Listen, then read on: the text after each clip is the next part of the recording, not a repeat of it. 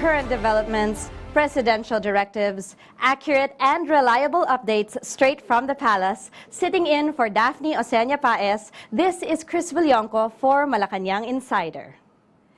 Philippine Space Agency is committed to promoting and sustaining a thriving Philippine space ecosystem. This vision aligns with President Ferdinand R. Marcos Jr.'s mandate to expand the use of space science and technology for national development. Join us as we look deeper into the initiatives that shape the future of space exploration and technology in the Philippines. We have with us today Philippine Space Agency Director General Joel Marciano Jr. Good day to you, sir. Thank you so much for gracing Malacañang Insider. Magandang tanghali, Cris, at sa lahat ng mga nanonood. Happy and excited to be here. Oo, maraming salamat din po.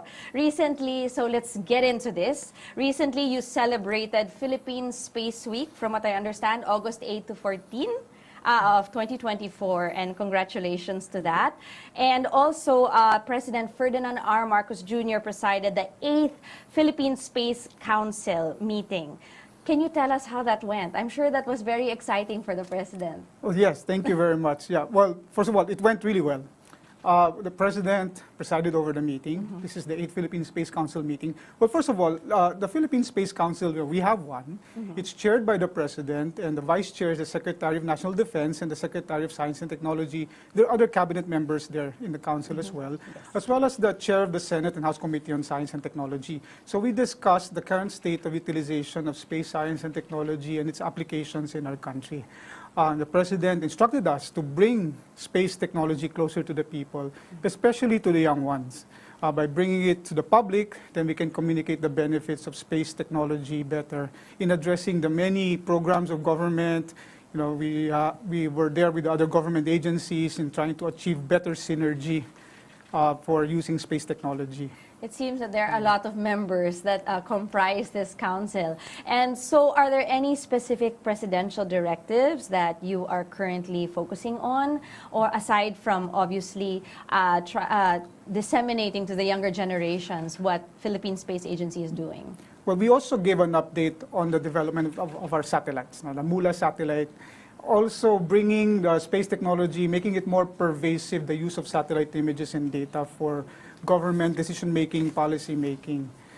So there's a directive to make this data more accessible and useful to government agencies in carrying out their mandates, whether it's for disaster risk reduction and management, environmental protection, maritime domain awareness, monitoring of our natural and built environment, agriculture especially. So these are all national imperatives that can be addressed through these new tools that we can bring to the table.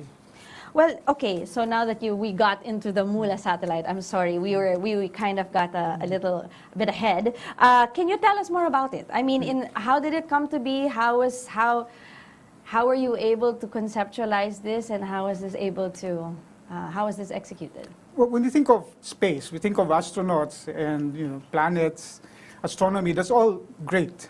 Because that's really inspirational, and we hope to contribute, our country, our young people, to scientific advancements. But there's an aspect of space as well where we turn our sights back down towards Earth. This is Earth observation, and satellites can be used for Earth observation, can be used for telecommunications, and all these capabilities. We only have to look at ourselves on a map where we see we're an archipelago. We have thousands of islands that need to be connected and bridged, and we want these islands to be productive. And we want the governance to be enabled by better data. So that's where these satellites can come in. Moola is a class of satellite where we equip it with a camera. It takes pictures of our country, but mind you, not just our country, but other countries as well, because it goes around the Earth. And the pictures that it takes, well, it's intended for agriculture monitoring primarily, but also for looking at water, open at the seas, and also for responding to emergencies and disasters.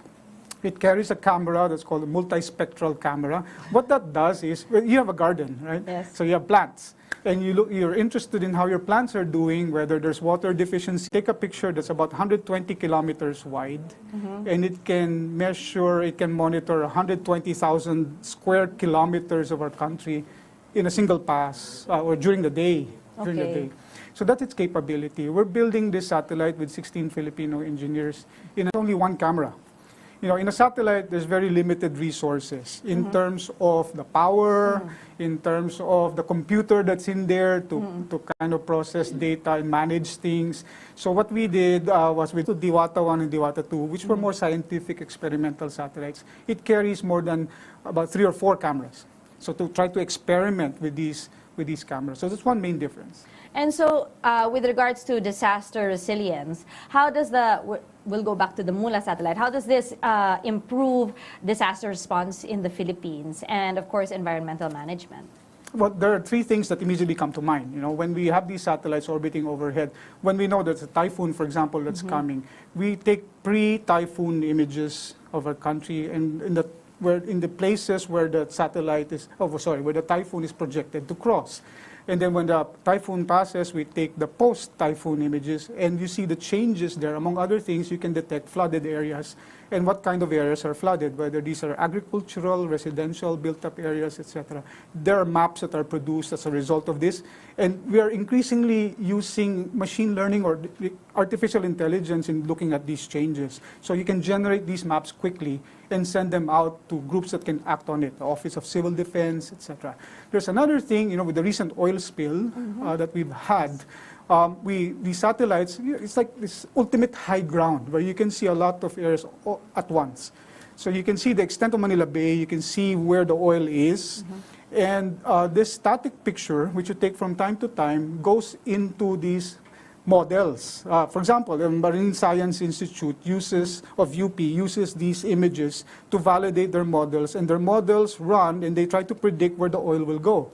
So when it will reach the coastline and when it will affect the habitats, etc. So that's the purpose of these satellites and their images for disaster risk reduction. One more thing about drought. Proactively, you can use satellite data to say whether an area is going to be afflicted by drought. And this is where synergy with agencies like the DSWD come in, where they can come to the place and on a pilot basis, we did that a few months ago, extend assistance to farmers that are going to be affected. So how far back can you actually predict that this may be a drought area? Several months, I think you can do that. You can give sufficient lead time to have that action, that proactive action. Okay, so Moola Satellite is a collaboration project. So how can we assure the success of this project? Well, there's, of course, the utilization of the satellite. This satellite does several things for our country. Number one, let's talk about the so-called downstream. Because when we have satellites, we use them. And in this case, it's an Earth observation satellite. So the data coming from this satellite will be available to all government agencies and also to the public and even the private sector. The utilization of this will have applications in agriculture, maritime domain awareness, and responding to emergencies and disasters and all of those important applications for the country. So we want to promote further utilization, not to mention how the data can also be used in schools to train the next generation of students who will process all of this data and learn about the techniques on how to produce maps out of satellite data. What it does for us also in the upstream is, remember, we're not simply buying a satellite, we are building one. Yes. So I think that needs to be emphasized. We have 16 Filipino engineers in an industrial setting, and their fingerprints are on the satellite. They're gaining know-how in the inner workings of the satellite, and they will come back, and they will propagate this capability also to local companies and industry. There's a license that we gain to remanufacture this satellite in country the next time around. So building the Moola Satellite the first time now is part of a roadmap of succeeding satellites, where we will increasingly involve local Filipino companies so that we can open the door for them to build not just products for Earth, but space-qualified products. Wow, this is a number of major success indicators. That's pretty amazing. How are the international space agencies partnerships? How do they collaborate with you? Well, thanks for that question. You know, when they first learned that the Philippines has a space agency, the first thing that we hear from them is, congratulations, how can I help you? Oh. Right, so that's really great. You know, we were young, we were building up. during the pandemic as well, and we have other countries extending assistance. So, of course, Japan has been a big part of our space technology activities. Even before the space agency, with the DOST programs through their universities, we sent Filipino students there to get their masters and even their PhDs, and they've come back. Some of them are in the space agency. We continue to cooperate with other countries. The space is a domain where it's inherent to have international cooperation. Right? We subscribe as a framework to the space value chain. So basically, it's components that we have to have in place in our country that would lead to socioeconomic benefit and value creation from space capabilities. So we look at each block. First of all, the satellites, the data, whether it's accessible, or the ground infrastructure, and the ability to process the data from the satellites, and also the impetus to act. So that's, in a way, the chain. Right? So when we talk about international cooperation, we resort to that to strengthen each of these blocks commensurately, where we have gaps, where we have these deficiencies. So, and then partners are willing to help us. So we've signed agreements with, I mentioned Japan, we signed an agreement also with Argentina, with the UAE. There are more countries coming up soon that will sign cooperation agreements with. Wow, so much pressure on the satellite. So, kailan po ba ito ila-launch? Moola Satellite. The target is, first quarter of 2026. Crossing our fingers, maybe last quarter of 2025, but then we can bet probably on the first quarter of 2026. Fantastic. Okay. So sa aming pagbabalik, PhilSA aims to develop and maintain a thriving space industry in the Philippines. Pero ano-ano pa nga ba ang mga programa at inisyatibo ng ahensya para makamit ito? More on this when Malacañang Insider returns.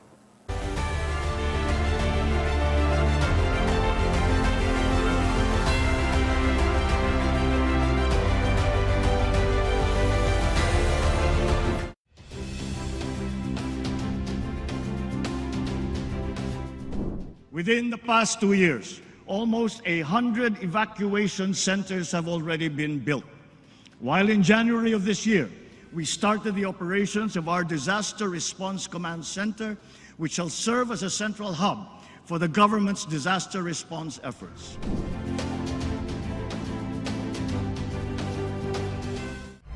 Sa isang malayang demokrasya, mahalaga ang pagiging bukas. Mahalaga ang partisipasyon ng bawat isa.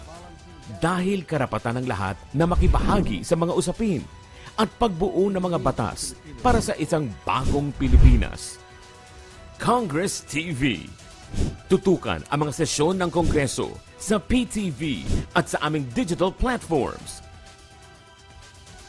Kahit saan, kahit kailan, watch democracy in action. Congress TV.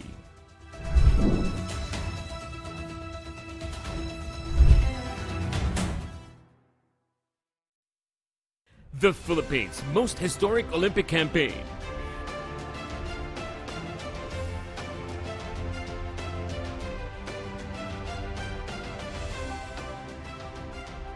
Tunay nga ninyong ipinamalas ang galing at husay ng atletang Pinoy. Congratulations, Team Philippines! Saludo kami sa inyo!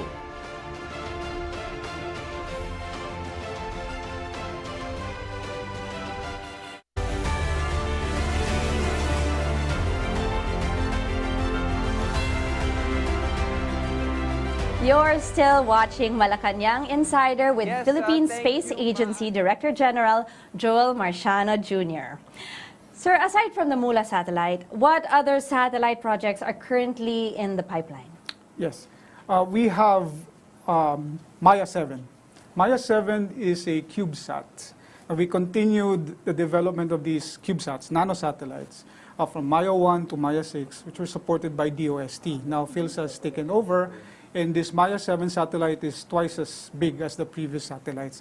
And what they are is that it's a platform for demonstrating new technologies. They're being built out of the university. So we want to strengthen this further. We want more universities, even high schools, to contribute to building these satellite missions for CubeSats. And they, in the course of building it, they have mission ideas, they think of experiments, what can be put in the satellite that will measure things in space, or maybe put a simple camera or radio. But at the same time, they can engage these local SMEs, small and medium enterprises, companies, to build these components and do these jobs for them.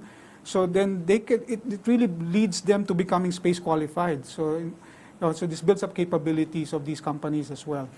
So that's kind of industry, academe engagement that we want to foster. We're also operating still Diwata 2. And so we're very proud of Diwata 2. It's taken a lot of pictures. We've learned a lot from not just operating the satellite, but building it. We hope to continue that further with Diwata 3. And if ever Diwata 3 flies, it will carry at least 9 locally made components inside that satellite. So we're trying to increase the local content in these satellites. Not just of course, not just the people working on it, but the components that are built and the software that is written. Remember, these are computers. We call them not computers in orbit. That's one. If a computer makes you productive on Earth, imagine if it's in space, helping all of us out. Right, so that's continuing, and we also are in the process of transitioning this NOVASAR satellite from the DOST to PhilSA. And a little bit about this NOVASAR, it carries an instrument called a radar. And what that does, it can see through clouds. It can image at night. So our country is very cloudy. Some places are stubbornly cloudy. So you have a problem with cameras taking pictures from space if it's cloudy. Yes. But then with radar, it can see through those clouds and measure what's on the surface. Right? So we are using that. We are interested in building more capability in these kinds of satellites for our country. So I'm assuming these will all align with the long-term goals of PhilSA, especially with regards to updates. To, as you said, these are computers in space. So there's always going to be a need to be updating all of this technology. That's true, Cris. In the Philippine space policy, it is written that we have a central goal of becoming a space-capable, space-faring nation within the next decade. Okay. So being space-faring means people think of astronauts, right? Yes. But satellites are kind of a proxy for astronauts. It could also mean you have rockets to bring things to space. But at the very least, it means you have infrastructure that you operate and control in space, like satellites. That makes us spacefaring. So we are spacefaring by that definition already because we operate and control our own satellites going around the Earth. The other thing about space capability, what that means for us is we must build an industry. Space capability for a country means industrial capabilities.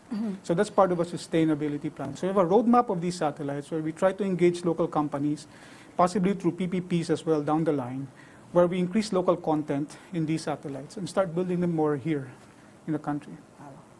So, sir, what initiatives is PhilSA implementing to engage and inspire the next generation of Filipino scientists and engineers? Myself, when I was looking at your social media accounts, and actually I think what I understand are personal social media accounts also of your team, you have a very young team. And it's so impressive to actually see what they can do and them introducing themselves and everything else. So how else can we inspire and actually invite the younger generations to take interest in space? Because as you said, one of your teammates did say that there really is space in space for all of us to get to learn more and to maybe achieve more. That's true. We're very proud of this young team. The average age is 28 years old. Wow. In the team. I tend to pull up that average in office. But yeah, one thing that we can do and we want to continue doing is citizen science, right? These data that comes from satellites, you think they need to be validated as well from the ground. It's called ground truthing. We did this with DNR, with the nationwide mangrove maps. So we trained the computer model to detect all the mangroves in the country and then produced a map. Knowing full well that when we produce this map, because we used AI for good, and this is one really great application. We produce the map quickly, knowing that there could be some areas where we might not have it very accurate. So then release this map to the public. That sounds counterintuitive, right? But then it comes with a challenge of please help us validate this map. So now you have local government units, you have NGOs, you have civil society organizations, you have children from school going on field trips to their local mangroves, taking pictures using a mobile app that we told them that this is one thing you can use in contributing data back to us. So we've hit our targets in terms of validation. So this nationwide mangrove map, apart from being on our dashboard in our website, it's also in the National Museum. So you can visit the National Museum, you see the nationwide mangrove map. So we want more community engagement this way. That way, space is really not distant from our lives. You know, you mean, look at space, how can that affect my daily life? You know, but you produce information and from satellites. And I brought a show and tell here. Well, this is another way you can engage next Actually, generation. wait, before that, I know that the little, that in the packet that you gave me a while ago, this is a mangrove. Oh, yes. Was this the one that you were telling me about that shows you something? So we have fun with these things. This is a bookmark. We call it Mobilizing Space Data, because that's what we do. Yes. You mobilize it, and that means people use it and act on it, not just produce the maps. But shown here, it's kind of, maybe it's hard to see on camera, but it's a hologram, and then when you do this, it shows mangrove maps, it shows how satellite images are monitoring, in the case of a landslide, the extent of the landslide. The mangroves I mentioned are there, also flood impact mapping. So when you do this, you can see, the satellite image before and after, well, the map. Okay, let's continue with the show and tell that we have over here. And now we also have this Nano Satellite. Yes, this is the CubeSat. This is, I think, patterned after Maya 2. You know what? It's not a model. It actually works. This satellite here, it's an engineering model. It's a model we have in the laboratory where you kind of test it to destruction. Because before you put something up to space, you have to make sure that it can survive the hostile environment of space. Like, for example, when on Earth, when something gets hot, when it's hot, you fan yourself because there's air. Right. But then in space, there is no air, so how can you dissipate heat? So this goes through a battery of tests. But going back to the question of how we engage the youth, this is now being built through our universities. Right now, there's a few universities collaborating on it. We want that to expand further. We've opened up the design of this satellite by teaching it in the universities. We want other universities in the Philippines to kind of start with that blueprint, copy it. And pretty soon, we want high school students to be working on satellites like this. Grabe, iba na po talaga. We were just talking about it a while ago with DG Joel na kung noon, even in high schools, di ba? Sorry kung naabutan niyo po ito, pero ako naabutan ko yan. Ang mga acetate and ang mga, diorama to explain everything that's going on outer space. And now we have this already. I mean, how amazing is that there's access to younger generations for something like this? I'm pretty sure naabutan ko yun. I'm a teacher. I still use some of that. Years ago. But yeah, it's experiential learning. It's really hands-on, to kind of vaporize all these abstract concepts from the minds of students by actually seeing how things work. Space is becoming more accessible, including for a country like the Philippines. That's why it's also important to start talking about sustainability of space and responsible use of space. So I have one more thing I brought here. This is a book, a children's book. Right? Si Tala at ang kanyang lakbay kalawakan. Now, what's so special about a children's book in space? You have many. But this one, I think, is quite novel because it introduces Tala. She wants to go to space. A young Filipino girl wants to go to space. First, she tells the story of the United Nations Office for Outer Space Affairs, the Committee on the Peaceful Uses of Outer Space, and also the different space treaties. So there are. So I think this kind of knowledge does not really reach young kids. But, for example, she has a spaceship. The first thing that she has to do as a responsible spacefarer is she has to register her spaceship. And then when an astronaut lands in her backyard, she has an obligation to help. That's the rescue agreement. So earlier I told you that that's the registration convention. So there are other things that the book nga naman, there should be parameters even in space. So it's a great introduction also. So we're conducting book readings of this. I think maybe I can announce that later this week we'll have the UK ambassador in front of young kids in UPIS reading the book to them. We're translating it in different languages. It's open. You can download it from our website. I hope in dialects too. Also, yes, certainly, okay. yes. And we're distributing it everywhere. Okay, Right. nice. Thank you. Very nice. Okay, let's go to climate change and national security are significant concerns, of course, of the country. So how is PhilSA specifically addressing these challenges? Well, national security and development is one of the key development areas embedded in the Philippine space policy for space science and technology applications. You see, these satellites, well, space infrastructure and the ground infrastructure, the ground segment and the space segment, well, first, they are infrastructure. We talk about roads, bridges, we talk about airports, seaports, but now we're starting to have satellites come into the picture more as part of vital national infrastructure. And among other things, with this ultimate high ground of space, you can see many things. So for maritime domain awareness, so we contribute what we can to help in decision making and planning in those areas. So maps, whether it's also for oil spill monitoring and monitoring environmental condition in the oceans, in the waters, in the islands. So we have a project with the Europeans where we're using satellite data as well to monitor these benthic habitats. These are coastal areas with seagrasses and corals, etc. So we contribute to these efforts because it's part of our mandate. Okay. So aside from the UK visit, are there any upcoming events or programs where Filipinos can learn more about PhilSA's work? And I mean, how can the public, especially the younger ones, get involved in supporting space initiatives in the country? Yes. Well, we just finished celebrating Philippine Space Week. That's August 8 to 14 every year. Yeah. But then World Space Week is coming up. That will be in the first week of October. So with World Space Week, you can expect more activities from the Space Agency. The theme of World Space Week this year is space and climate change.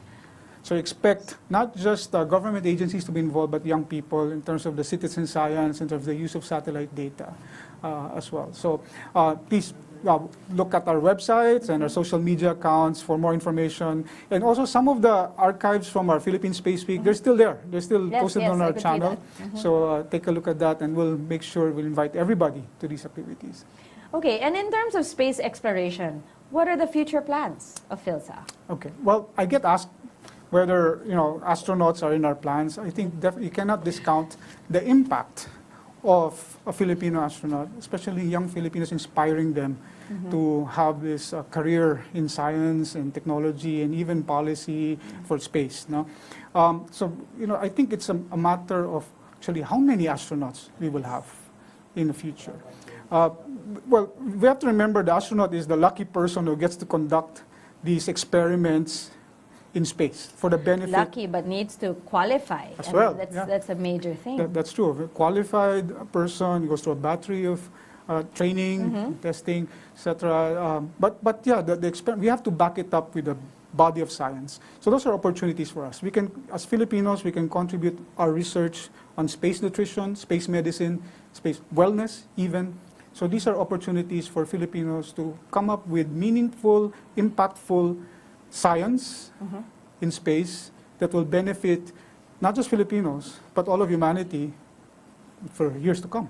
I think with technical and scientific knowledge, plus the resilience also and the adaptability of Filipinos, I have no doubt that we're definitely going to be in the cards of having a Filipino astronaut. I should add as well, there's a lot of interest and enthusiasm on astronomy. We're seeing that with young people contributing to these efforts. We've seen a growth of student organizations in space.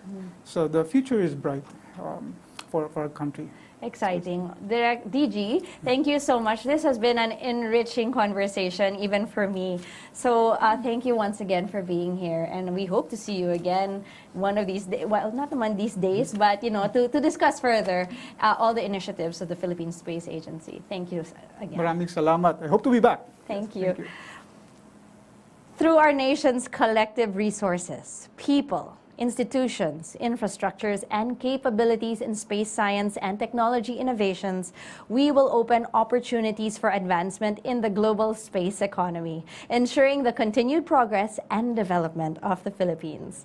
Join us again as we bring you in-depth views of the latest issues and regular palace updates. Sitting in for Daphne Oseña Paez, this is Cris Villonco for Malacañang Insider. Have a great day.